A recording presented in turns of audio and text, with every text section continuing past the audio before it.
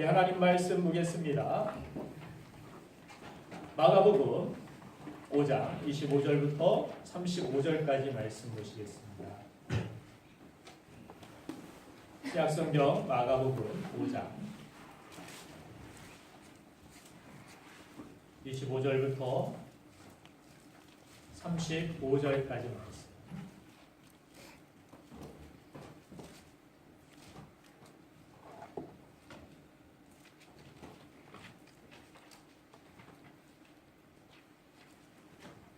제가 먼저 읽겠습니다. 한 절씩 교독하도록 하겠습니다. 마가복음 5장 25절부터 35절까지. 12해를 혈루증으로 앓아온 한 여자가 있어 많은 의사에게 많은 괴로움을 받았고 가진 것도 다 허비하였으되 아무 효험이 없고 도리어 더 중하여졌던 자에 예수의 소문을 듣고 무리 가운데 뛰어 뒤로 와서 그의 옷에 손을 대니 이는 내가 그의 옷에만 손을 대어도 구원을 받으리라 생각함이로라. 이에 그의 혈루 근원이 곧 마름에 병이 나은 줄을 몸에 깨달으니라. 예수께서 그 능력이 자기에게서 나간 줄을 곧 스스로 아시고 무리 가운데서 돌이켜 말씀하시되 내가 내 옷에 손을 대었느냐 하시니 제자들이 여짜오되 우리가 에워싸 미는 것을 보시며 누가 내게 손을 대었느냐 물으시나이까 하되 예수께서 이 일 행한 여자를 보려고 둘러보시니 여자가 자기에게 이루어진 일을 알고 두려워하여 떨며 와서 그 앞에 엎드려 모든 사실을 여쭈니 예수께서 이르시되 딸아 내 믿음이 너를 구원하였으니 평안히 가라 내 병에서 놓여 건강할지어다. 다같이 아직 예수께서 말씀하실 때에 회당장의 집에서 사람들이 와서 회당장에게 이르되 당신의 딸이 죽었나이다 어찌하여 선생을 더 괴롭게 하나이까. 아멘. 봄이 되면은 주부들이 가장 신경 쓰이는 것 중에 하나가 옷장 정리라고 합니다. 요즘 정리정돈으로 인생을 바꿀 수 있다라고 그렇게 이야기하는 일본인 정리의 여왕인 본도 마리에 씨가 세계의 정리 열풍을 일으키는 모습을 볼 수 있었습니다. 사진에 나오고 있는데 옷이 산더미 같이 쌓여 있는 모습을 봅니다. 이 본도는 2011년에 펴낸 인생이 빛나는 정리의 마법으로 일본과 한국 등에서 이름을 알린 정리 전문가라고 이야기합니다. 올해 들어서 그의 정리가 이 정리 노하우가 새삼 다시 사람들에게 알려지게 된 계기는 넷플릭스라는 이 디지털 스트리밍 이 서비스에서 방영하는 리얼리티 쇼 본도 마리에 설레지 않으면 버려라는 그러한 제목의 쇼 때문입니다. 이 시리즈가 미국에 방영이 되면서 일반 가정집을 방문해서 특유의 비법으로 정리를 도와주는 그런 내용인데 여기에서 정리의 기준을 보니까 바로 설레임이었습니다.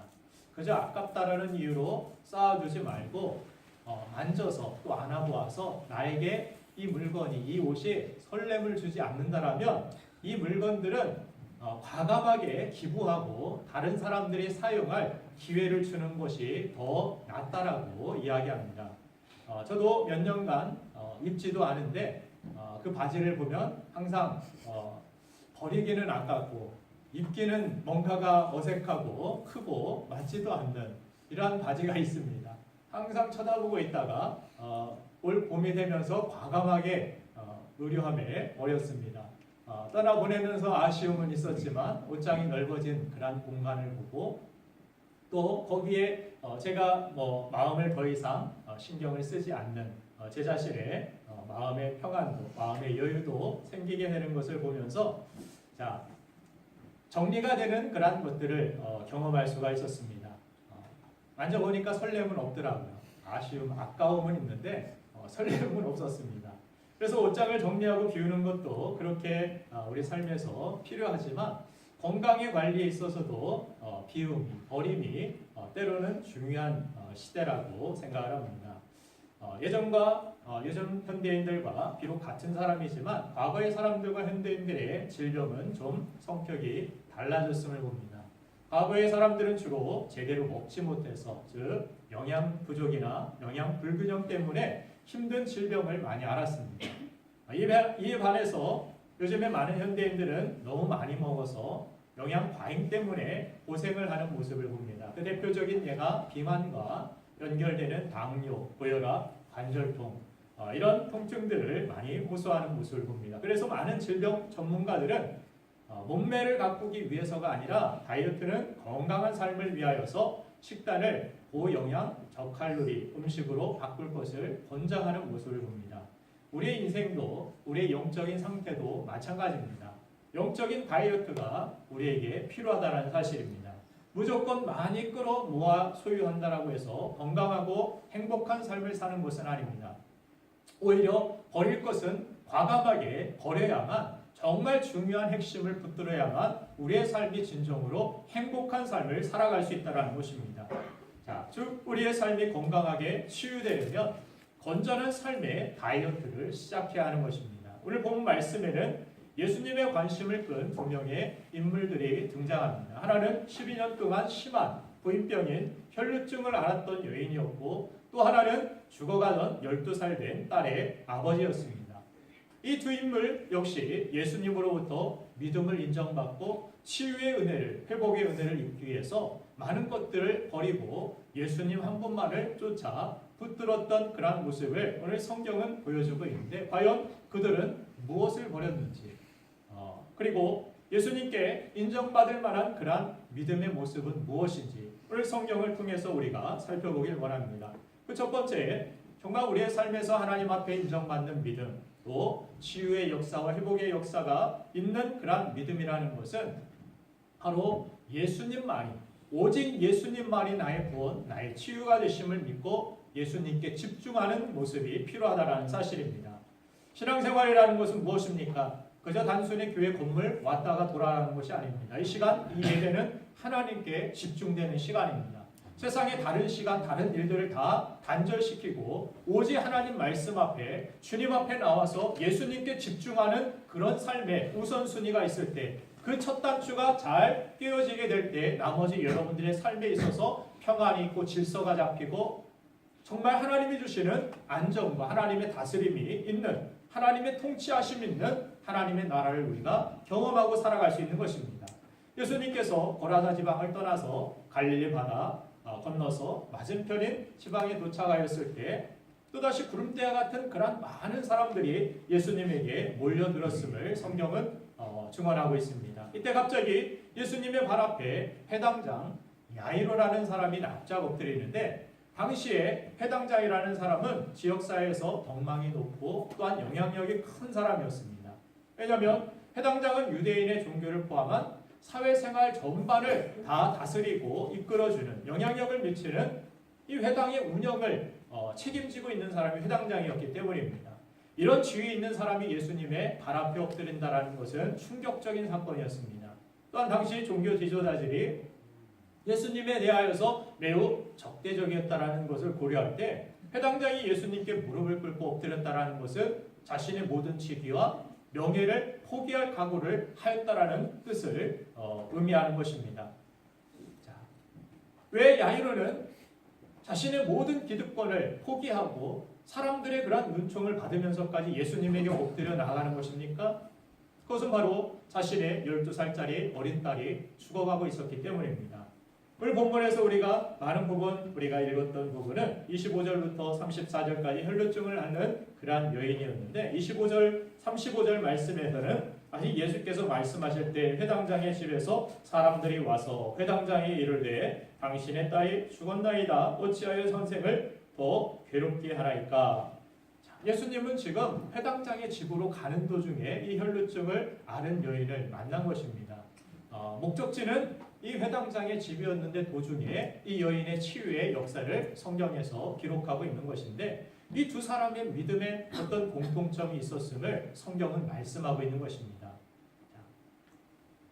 그렇게 자신에게 있는 아픔, 어떻게 보면 절망할 수밖에 없는 그러한 상황, 12살짜리 사랑하는 딸이 죽어가고 있는 그러한 상황, 그리고 혈루증을 앓아서 12해 동안 12년 동안 모든 돈을 다 허비하게 되고 이 병원 저 병원 다 다녀봤지만 치료할 수 없었고 그런 절망할 수 없는 그 상황 때문에 다 버리고 예수님밖에 없다라는 그러한 믿음, 예수님께 집중할 수 있는 그러한 모습, 이것이 그들의 삶의 회복의 기회가 되었음을 성경은 이야기하고 있습니다. 우리는 너무나도 많은 것들을 붙들고 너무나도 많은 것들을 사랑하고 너무나도 많은 것들을 의지하기 때문에 예수님이 잘 보이지 않고 예수님 앞에 우리는 가까이 나아가지 못하고 우리는 수없이 많은 그런 말씀을 듣고 교회를 다니며 신앙생활을 한다 했지만 주님의 능력과 주님의 치유하심과 주님의 역사하심을 보지 못하는 그런 경우들을 많이 보게 되는 것입니다.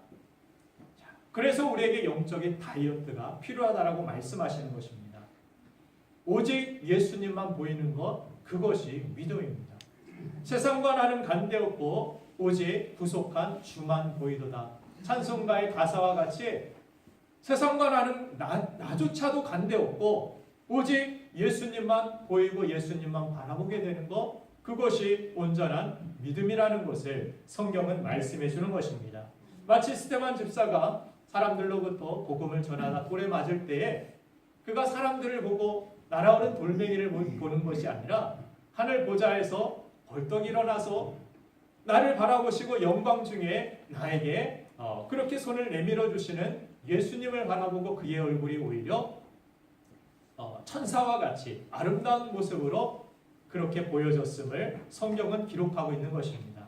어떤 고난과 어떤 어려움, 어떤 문제, 그것을 바라보는 것이 믿음이 아니라 그 안에 역사하시고 그 안에 함께 하시는 예수님을 바라보는 것, 이것이 우리의 시선이 되어야 되고 이것이 곧 믿음임을 성경은 말씀해 주는 것입니다.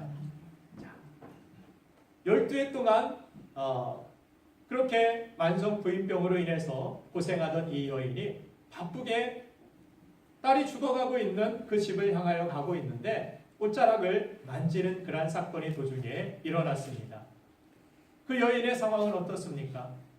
비록 살아있다고는 하나 실제 그녀는 죽은 시체와도 다를 바 없는 삶을 살았습니다. 쇠약해져가는 그러한 육신뿐만이 아니라 사랑하는 사람들과도 가까이 할 수 없는 고독 속에, 단절 속에 살아야 했기 때문입니다. 모세의 율법에 의하면 하혈 중인 그러한 여인은 가까이 하지 말아야 할 그러한 더러운 존재로서 그렇게 여겨졌던 모습을 봅니다. 그래서 그녀가 접촉하는 모든 것들은 더러워졌기 때문에 태워야 되고 버려야 됐고 그 여인이 만진 물건이든 뭐든 다시 사용할 수도 없을 정도로, 그래서 사람은 어떻습니까? 가족들이라 할지라도 그 사람을 멀리해야 됐고 받지도 못하고, 사랑하는 자녀가 있었다라면 안아볼 수도 없었고 사랑하는 남편의 손도 붙잡아 줄 수 없었고 가족과 격리될 수밖에 없었던, 마치 나병과 같은 그런 안타깝게 가족과도 사랑하는 사람들과도 격리될 수밖에 없었던 그런 소외를 느끼고 그런 고통 속에서 절망 중에 살아가고 있었던 것입니다. 그런데 이 여인의 귀가 번쩍 뜨이는 소식이 들렸습니다. 바로 놀라운 치유의 능력을 가진 예수님께서 이 마을을 지나간다라는 소식이었습니다. 그녀는 예수님을 만나기 위해서 지체 없이 자리를 박차고 일어나서 예수님 가까이 나아가는데, 그 가까이 나가기 전에 그 여인의 마음은 오죽했겠습니까? 이들 중에서 나를 알아보는 사람이 있으면 어떡하지? 내가 이 가운데 찾아갔을 때 이 수많은 무리가 있는데 누군가 나를 알아보고 나를 돌팔매질하고 내가 이 자리에서 죽을 수도 있는 그러한 위험성이 그 여인이 그 무리 사이를 헤집고 들어간다라는데, 그런 위험성과 어려움이, 그런 두려운 마음이 그녀에게 있었음을 우리는 짐작해 볼 수 있는 것입니다. 그런데 우선 예수님을 직접 만나려면 수많은 이러한 사람들을 지나가야만 했습니다. 뚫고 나가야만 됐습니다. 자신이 죽을 수도 있는 그러한 위험 속에서, 그러나 그런 위험도 뒤로 한 채 포기하지 아니하고 다른 어떤 체면이나 나에게 있는 다른 어떤 상황이 중요한 것이 아니라 나는 오직 예수님을 만나야 되고 그 예수님께 치유받을 수 있다라는 그런 믿음, 그런 소망을 가지고 집중하여 예수님께 나아갔을 때 그의 삶에 놀라운 회복과 치유의 역사가 일어났음을 보게 됩니다. 우리도 신앙생활 할 때 많은 부분들이 내가 이렇게 힘든데 상황이 어려운데 교회 나가서 또한 교회 사람들이 나에게 상처를 주지는 않을까, 나에게 어떤 수근수근 하지는 않을까, 내가 예전보다 못하다고 해서 나를 무시하지는 않을까, 여러 가지 어떤 생각들 가운데서 교회 문턱을 넘지 못하고 어떤 동굴에서 신앙생활하는 것 같이 신앙생활 아닌 것 같은, 신앙생활이라 하기도 어려운 그런 모습들을 가질 때가 있는 것입니다. 그러나 이 자리에서 여러분들이 박차고 나아갈 때 새로운 일들이, 새로운 역사가, 하나님의 놀라운 치유와 기적이 여러분들의 자존심을 뛰어넘어, 여러분들의 두려움을 뛰어넘어 하나님 앞에 집중하여 나아갈 때 그 믿음이 여러분들의 놀라운 삶의 역사가 되는 줄로 믿으시길 간절히 바랍니다. 오늘의 이 말씀에 등장한 이 야이로와 또한 만성 부인병으로 고생하던 이 여인의 공통점이 무엇입니까? 그것은 그들이 단 한 가지 생각, 즉 예수님만이 살 길이다, 이 생각만 했다라는 사실을 우리는 기억해야 하는 것입니다. 믿음은 바로 그 단 한 가지만을 생각하는 것, 집중하는 것, 그것이 믿음입니다. 많은 현대인들이 선택할 수 있는 대상이 많을수록 행복하다라고 생각을 합니다. 결혼 배우자를 찾는 사람들은 자신이 선택할 수 있는 좋은 배우자감이 많을수록 좋다라고 생각하고, 신학하려는 학생들은 자신이 선택할 수 있는 좋은 학교가 많을수록 좋다라고 생각을 합니다. 또한 취업을 앞두고 있는 취업 지망생들은 어떻습니까? 자신이 선택할 수 있는 좋은 직장들이, 대기업들이 많을수록 좋다라고 생각을 합니다. 소위 행복한 고민을 하는 사람이 행복하다라고 이야기합니다. 그러나 행복한 고민 자체가 행복은 아닙니다. 왜냐하면 행복한 고민도 고민이기 때문입니다. 제가 식당에 가끔 가면은 그래요. 메뉴가 많은 그런 집들을 들어가면 저는 좀 불편해합니다. 헷갈려합니다.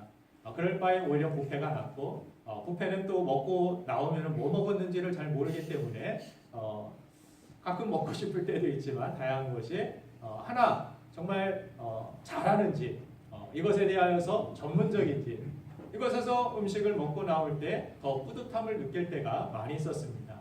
그래서 음식점에 가기는 갔는데 집사람에게도 아이들에게도 어떤 외식을 할 기회가 있을 때 뭐 먹을래 그러면은 아무거나 하면 더 고민을 저에게 많이 짊어지게 합니다. 제가 경험한 바로는 이 아무거나 이야기하는 사람들이 어떤 결과에 대해 책임을 지지 않으려고 하는 그런 모습 때문에 먹고 나면은 그냥 아무 소리라도 말아야 되는데 이거 괜히 먹었다라고 선택한 사람에 대하여서 책임을 탓하는 그런 모습이 있기 때문에 제가 몇 번 나가고 나서는 그렇습니다. 아무거나 하면은 메뉴 맨 끝에 있는 거 시킨다고, 거의 대부분 음료수, 소주 이런 거. 그래서 그때서야 후닥닥 자기가 고를 것을 이렇게 선택하는 그런 모습들도 보게 되는데, 많은 것이 선택의 기로가 있다라고 해서, 선택의 기회가 있다라고 해서 그 자체가 행복만은 아니라는 것입니다. 오히려 맛집들을 보면은 칼국수면 칼국수 하나 잘하는지, 천안에 칼국수 잘하는 집 있으면 좀 소개해 주시기 바랍니다. 제가 가끔 그래요. 천안의 맛집 해서 우리 성도들과 함께 공유하는 것도 괜찮을 것 같다라는 생각을 해보기도 하는데, 그렇다고 해서 제가 먹사는 아닙니다. 먹기를 탐하는 자는 아닙니다. 먹기를 그렇게 즐겨하지는 않지만 그래도 참 똑같은 돈을 주고서 후회하고 나오는 그런 때가 종종 있기 때문에 우리 성도들과 함께 신방을 하거나 같이 이렇게 다닐 때 식사를 하는 그런 리스트를 가끔은 만들어 볼 필요가 있지 않을까, 이런 생각을 식당에 들어가서 해보긴 합니다. 어쨌든 자, 맛집에 가면은 그 한 가지 100년 전통 그것을 가지고서 어필을 하고 줄 서서 사람들이 호응하는 이런 모습들을 보기도 하는데, 맛집들은 그렇게 메뉴가 단순한 모습들을 봅니다. 그러나 참 장사가 잘 안 되는 그런 모습들을 보면 대부분, 다 그렇지는 않겠지만 많은 부분 이것저것 흉내는 내는데 특별한 그런 맛이 없고 특별한 점이 없기 때문에 사람들에게 많이 알려지지 못하는 그런 아쉬움들을 느끼기도 합니다.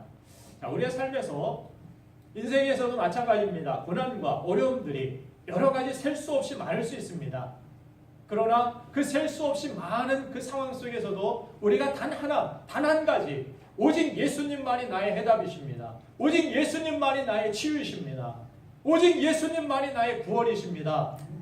이 믿음이 어떻게 됩니까? 믿음이라는 것은 연결시키는 능력이 있습니다. 우리가 예수님을 믿으면 어떻게 됩니까? 예수님 안에 있는 평안이, 예수님 안에 있는 치유가, 예수님 안에 있는 능력이, 예수님 안에 있는 생명이 우리 안에 들어오는 역사가 있는 것, 이것이 믿음의 역사인 것입니다. 믿음은 그렇게 연결되는 것입니다. 결혼도 그렇죠. 결혼은 믿음을, 신뢰를 바탕으로 하는 것입니다. 그렇죠? 아닙니까? 그렇게 결혼 안 하셨나요? 항상 막 의심하고 그렇게 살아가시나요? 신뢰의 바탕. 그래서 결혼을 서약합니다. 많은 사람들 앞에서 그 서약을 공표를 합니다. 이렇게 우리는 언약으로, 약속으로, 신뢰 관계로 맺어진 그런 결혼, 부부가 되었습니다. 라고 사람들 앞에서 선언하는 것, 그것이 결혼식 아닙니까? 그렇게 나는 당신에게 모든 것을 겁니다.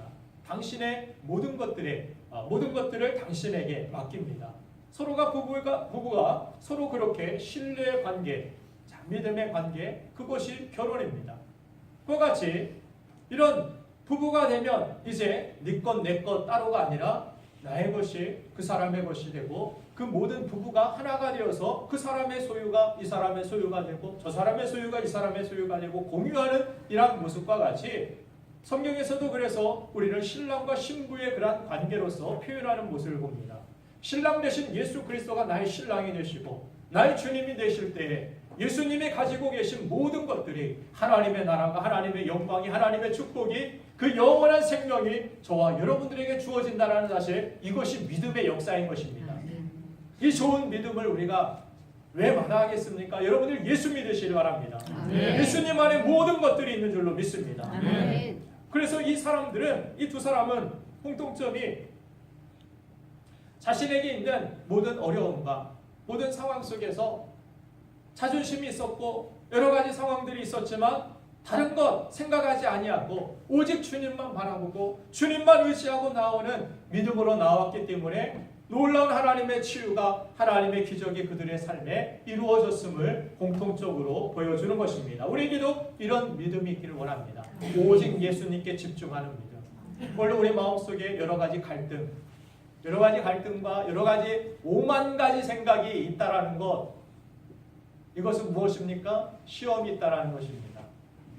주님께 집중하지 못하고 있다라는 것입니다.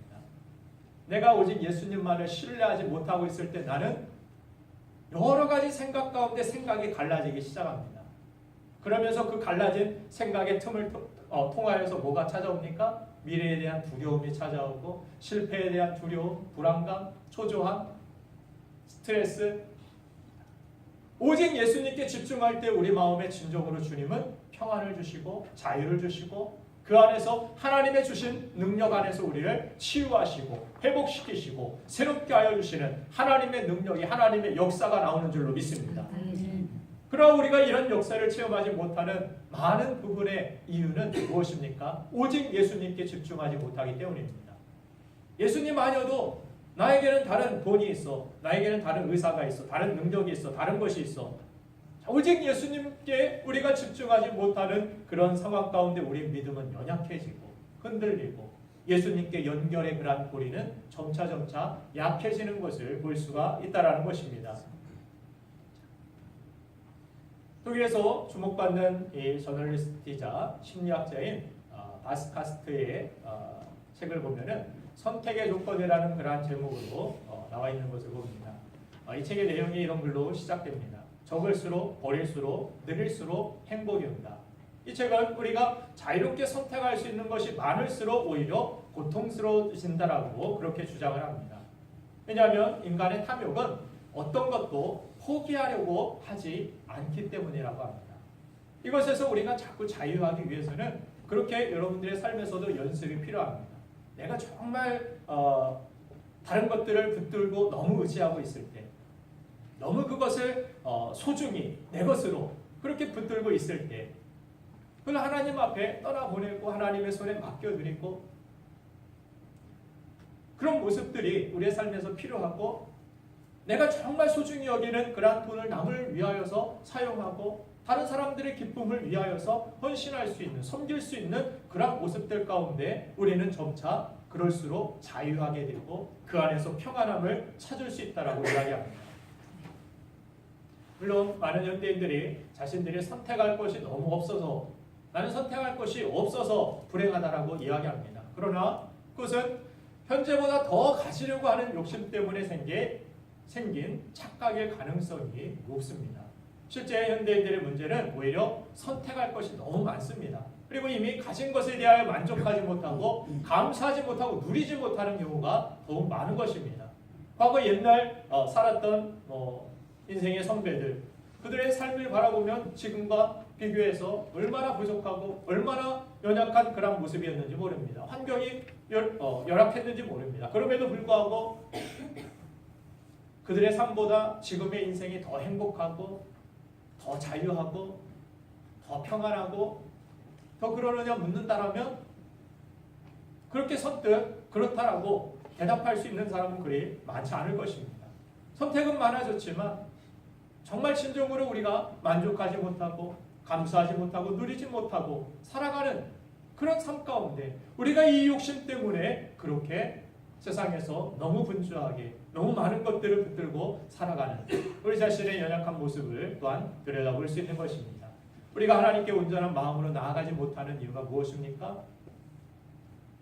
견눈질할 대상들이 너무 많기 때문입니다.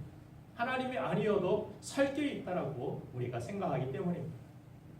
여러분들이 미래를 위하여서 준비해 놓은 그 모든 것들 그것들이 여러분들 자신을, 여러분들의 미래를, 여러분들의 영혼을 책임져 줄 수 있다라고 여러분들 생각하십니까? 세상은 또 솔로몬은 이 모든 것들을 가졌지만 이 모든 것이 해 뜬 후에 아침 안개처럼 순식간에 사라질 수 있는 것들이라는 것. 그래서 우리가 믿어야 할 것은 순식간에 안개와 같이 사라질 것이 아니라 영원히 변하지 않는 것. 영원히 변하지 아니하고 영원한 우리의 것이 될 수 있는 것. 그것은 바로 이 땅에 오신 예수님을 통하여 우리에게 주어진 것들입니다. 이것을 위하여서 우리가 살아야 되고 이것을 붙들어야 되고 이것을 추구해야 되고 그래서 이 모든 축복 영원한 것의 통로가 되시는 예수 그리스도를 우리가 추구하고 살아갈 때 예수님 한 분에게 집중하고 나아갈 때 예수님 한 분을 여러분을 단단히 붙드시길 바랍니다. 이전에는 알지 못했던 이전에는 만날 수 없었던 새로운 힘과 소망을 주 안에서 여러분들이 발견하게 될 줄로 믿습니다. 그래서 그들은 공통적으로 자신의 어떤 자존심, 사람들의 시선, 또 미래에 대한 두려움 이 모든 것들을 넘어서 뒤로 한 채 오직 예수님만이 나를 살리시고 나를 구원하실 수 있고 나를 새롭게 하실 수 있다. 오직 예수님만이 답이다. 이 단순한 믿음이 그들을 살렸다라는 사실 오늘도 저와 여러분들의 이 믿음이 있길 원합니다. 오직 예수님만이 나에게 길이요 진리요 생명이십니다. 오직 예수님만이 구원이십니다. 오직 예수님만이 나의 삶의 진정한 힘이요 능력이요 방패가 되시고 구원이 되십니다. 오직 예수님께 나아감으로 믿음의 놀라운 하나님의 역사를 맛보는 우리 모두가 되기를 간절히 축원합니다. 한 가지 더 마지막으로 우리가 이 사건들 이 두 가지 연결된 사건들을 통하여서 우리가 알 수 있는 것은 하나님 앞에 칭찬받고 인정받는 그런 믿음은 바로 의미 없는 군중에서 나오는 믿음이라는 것입니다. 자, 예수님의 옷을 뒤에서 가만히 만진 이 여인이 즉시 나음을 얻었을 때 예수님께서 가던 발걸음을 갑자기 멈추시면서 주변 사람들에게 질문합니다. 누가 내게 손을 댔느냐? 이 질문을 받은 제자들이 어이가 없었는지 또다시 그렇게 어이없다는 듯이 대답을 하는 그러한 모습을 오늘 본 말씀 31절에서 볼 수 있습니다. 제자들이 여짜오되 무리가 애워싸 미는 것을 보시며 누가 내게 손을 대었느냐고 물으시나이까 하되 이거 밀리는 거 안 보입니까? 누가 이렇게 사람들 군중이 막 이리 밀리고 저리 밀리는데 여기서 누가 내 옷자락에 손댔느냐고 그거 물으시는 거 웃기는 질문 아닙니까? 제자들이 그렇게 다시 반문하고 있는 거예요. 예수님이 질문하신 것을. 하지만 예수님은 포기하지 않고 이 여인을 찾아내십니다. 결국 여인이 어쩔 수 없이 수많은 그러한 군중들 속에서 빠져나와서 그들 앞에서 자신의 부끄러운 모습을 드러내었습니다. 그 중에서는 알던 사람도 있었을 것이고 정말 분노하는 사람도 있었을 것이고 놀라는 사람도 있었을 것이고, 그러나 그렇게 부끄러운 자신의 모습을 제가 만졌습니다라고 예수님께 솔직하게 고백하고 나오는 이 여인의 모습, 예수님은 나에게서 능력이 나갔고 누군가 치유함을 받았다 그렇게 생각하시고 그 자리를 급했으니까, 야이로의 집에 서둘러 가기를 원했으니까 그냥 지나갈 수 있었음에도 불구하고 누가 나의 옷자락을 만졌다. 이 자리에서 예수님께서는 사람들에게 이것이 믿음이라고, 또한 이 사람이 이 이유로 사람들로부터 손가락질 받고 또한 가족들과 분리되고 고독감 속에서 그들과 단절된 채 살아가기를 원하신 것이 아니라 이 사람을 온전히 사람들 앞에서 이 사람은 치유받은 사람이다, 이 사람은 구원받은 사람이다, 이 작은 여인, 정말 상처받은 이 여인, 그 바쁜 길을 가시면서도 예수님은 그를 놓치지 아니하시고 그를 사람들 앞에서 공포하시면서 이 사람은 치유받은 사람, 너희와 함께 할 수 있는 사람이다. 이 사람은 이제 성전에도 나아갈 수 있고 이 사람은 이제 가족들과도 만날 수 있고, 얼마나 큰 은혜를 받았겠습니까? 그가 만약에 그 군중 속에 묻혀가지고 두려움 속에 여전히 떨면서 지금 나아갔다가 예수님에게 꼬치랑 받지는 않을까? 나의 연약한 모습 때문에 내가 혹시나 잘못한 건 아닐까?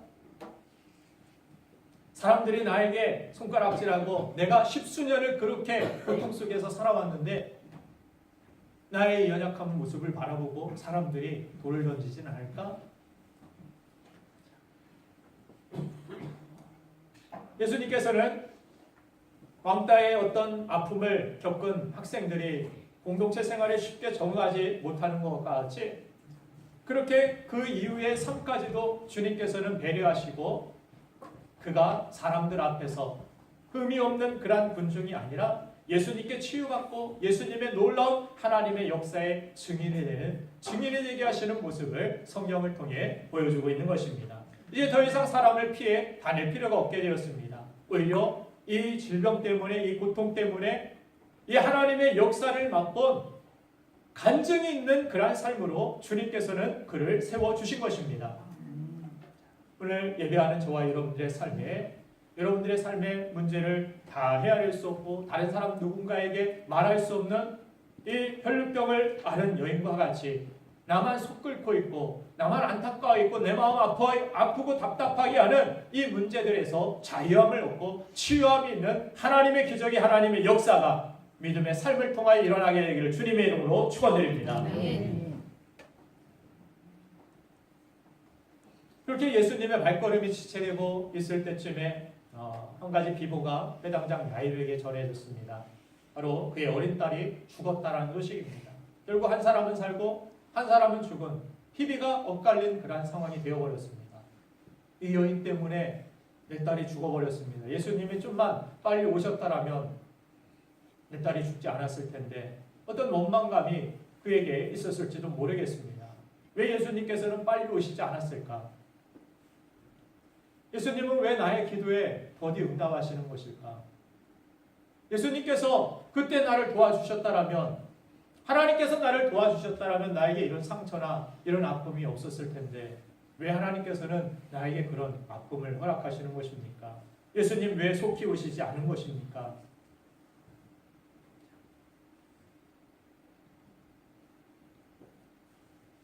아까는 예수님이 야이로가 예수님을 재촉하여 자신의 집으로 이끌었지만 이제는 예수님이 야이로를 격려하고 그를 그의 집으로 이끌어 드시는 모습이 마가복음 5장 36절에 기록되고 있는데, 몇 절 내려가봐서 예수께서 그 하는 말을 곁에서 들으시고 회당장에 이르시되 두려워하지 말고 믿기만 하라 하시고,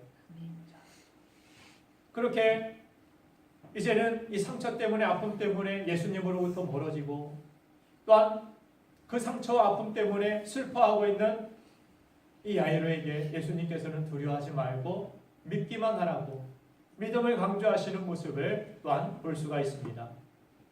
예수님께서 그러자 그 소녀의 손을 잡고 말씀하시죠. 얘야 일어나야지. 달리나고. 소녀야 일어나라. 예수님께서 말씀하실 때 마치 잠잤던 소녀가 깨어서 일어난 것 같이 벌떡 일어나게 되었고, 걸어다니게 되자 이 사실을 본 모든 사람들이 정말 실신할 정도로 놀라는 그러한 사건을 성경에서 보여주고 있습니다. 이 두 가지의 기적적인 이 치유의 사건의 목적점은 어떻게 보면 당사자들에게 믿음 없는 그러한 무리로부터 분리시키는 그러한 모습을 주님께서 취하신 것을 볼 수가 있습니다. 예수님 많은 사람들 가운데서 고침받은 여인을 찾을 때에도 예수님의 주변에 몰려있던 사람들은 예수님을 이해하지 못하고 예수님은 오히려 핀잔 주고 이랬던 사람들이 대부분이었습니다. 또한 그 기적과 어떤 마치 쇼를 보듯이 사람들이 따라다니고 있는 의미 없는 그러한 군중이 예수님 주변에 수없이 많이 모여 있었음을 볼 수가 있는데, 그 가운데 예수님께서는 이 여인을 불러내시고 또한 예수님께서는 부활의 기적을 일으키기에 앞서서 믿음 없는 무리들을 모두 장례식에서 내보내시고 제자들조차도 엄선하여서 단 3명만 그 자리에 데리고 들어가셔서 그 자리에서 놀라운 하나님의 치유와 역사를 보여주시는 모습을 볼 수가 있습니다. 이 가운데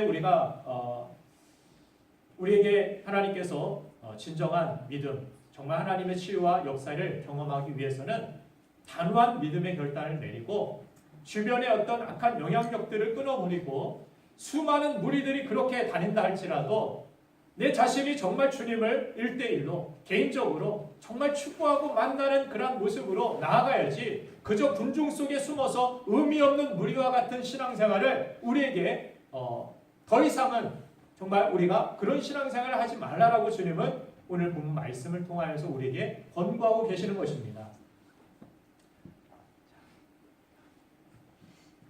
하나님의 말씀을 가지고 내가 의미 없이 그저 예전에 그냥 교회 다닌 것 같이 왔다 갔다 하는 그런 신앙생활을 할 것인지, 아니면 수많은 무리들이 다니지만 그 가운데 믿음을 가지고 예수님을 옷자락이라도 만지는 그런 믿음.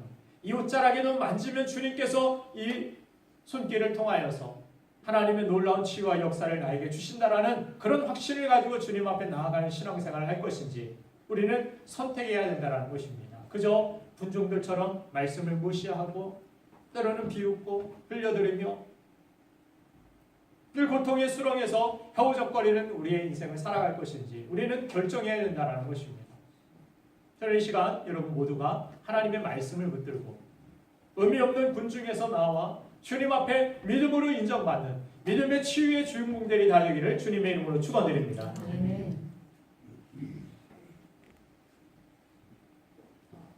어떤 인터넷 사진을 보다가 불량부대라는 그런 제목의 사진을 볼 수가 있었는데, 처음에는 쌍둥이인 줄 알았습니다.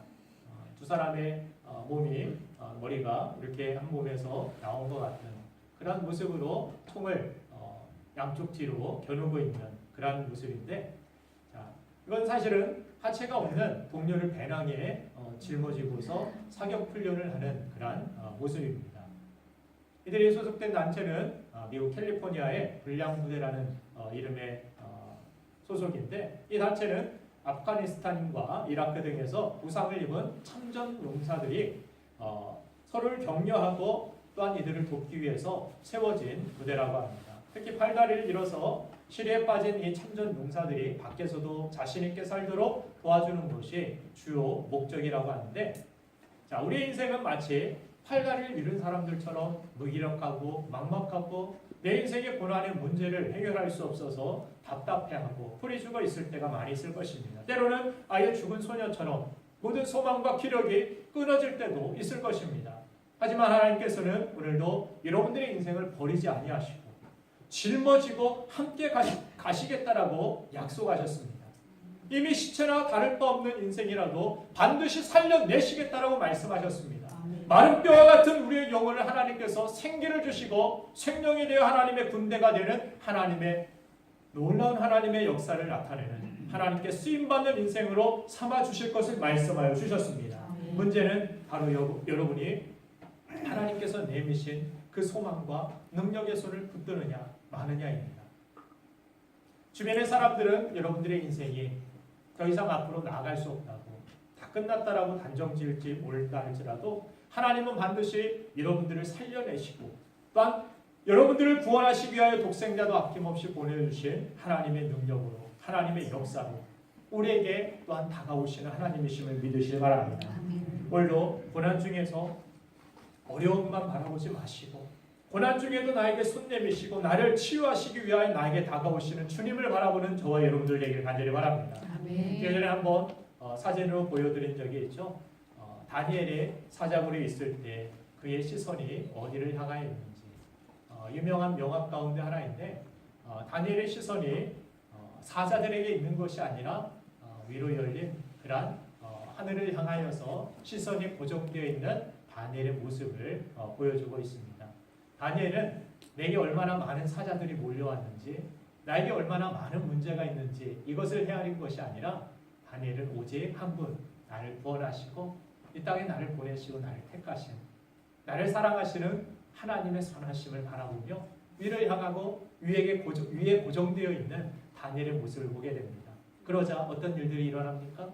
주변에 있던 사자들이 마치 온순한 강아지들과 같이 그렇게 온순하게 모두 입을 다물고 그 발 앞에 엎드려 있는 그런 모습을 볼 수가 있습니다. 우리는 능력이 없지만, 우리는 힘이 없지만, 우리는 약하지만, 우리에게는 소망이 없지만, 그러나 우리에게 참된 소망이 되시는, 우리의 능력이 되시는 살아계신 주님을 여러분들이 바라보고 의지한다면 이제부터라도 그 믿음을 가지고 의미 없는 군중의 삶이 아니라 정말 믿음을 가지고 주님의 옷자락이라도 붙드는 여러분들의 삶에 놀라운 치유와 역사를 하나님 허락하여 주실 줄 믿습니다. 이제 더 이상 주님을 멀리 떠나 살아가지 마시고 주님께 더 가까이 가시고 옷자락이라도 만질 수 있는 믿음으로 주님과 함께하는, 주님의 치유와 역사를 경험하는 우리 하나님의 종들 되기를 주님의 이름으로 축원드립니다. 이 시간 우리 함께 기도하기 원합니다.